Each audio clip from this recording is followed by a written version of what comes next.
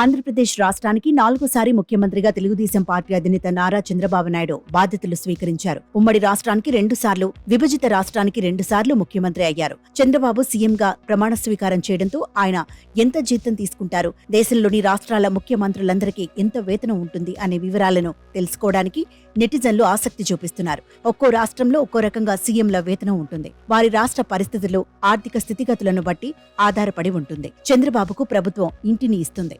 వాహనంతో పాటు భద్రతా సౌకర్యం కూడా ఉంటుంది. అలాగే దేశ విదేశీ పర్యటనలకు వెళ్లొచ్చు. దేశంలో కొన్ని రాష్ట్రాలు ప్రత్యేకంగా సొంత విమానాలను, హెలికాప్టర్లను కలిగి ఉన్నాయి. వాటిని ఎప్పుడు కావాలంటే అప్పుడు ఉపయోగించుకోవచ్చు. ఆ రాష్ట్ర గవర్నర్తో పాటు ముఖ్యమంత్రి కూడా వినియోగించుకోవడానికి అవకాశం ఉంది. సమయం ఆదా చేయడానికి వీటిని ఎక్కువగా వాడుతుంటారు. రాష్ట్రంలో పయనించేందుకు హెలికాప్టర్. ఏపీలో చంద్రబాబుకు వేతనాన్ని 3,35,000గా నిర్ణయించారు. అదనంగా ఉండే సౌకర్యాలన్నీ ఉంటాయి. చంద్రబాబుతో పాటు ప్రమాణ స్వీకారం చేసిన ఒడిశా ముఖ్యమంత్రి మోహన్ చరణ్ మాంఝీ 1.60 లక్షలు తీసుకుంటారు. అతి తక్కువగా దేశంలో త్రిపుర ముఖ్యమంత్రి వేతనం ఉంది. ఆయనకు 1.05 లక్షలు తీసుకుంటారు. తెలంగాణ ముఖ్యమంత్రికి మాత్రం అత్యధిక వేతనం ఉంది.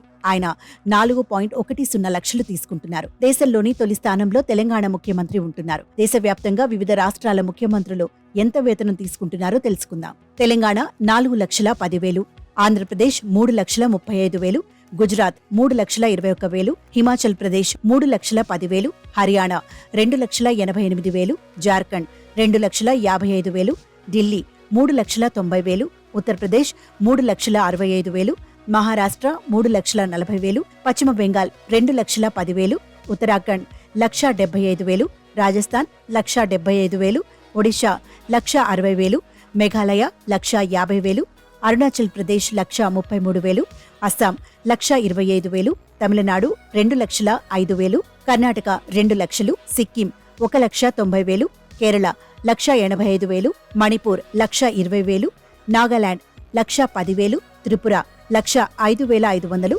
మధ్యప్రదేశ్ 2,30,000, ఛత్తీస్గఢ్ 2,30,000, పంజాబ్ 2,30,000, గోవా 2,20,000, బీహార్ 2,15,000.